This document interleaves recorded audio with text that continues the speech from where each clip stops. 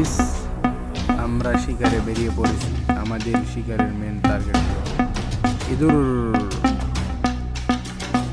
তো আমরা ইঁদুরের বাসা পেয়ে গেছি। এই গাছের এই কোটরে ইঁদুর আছে।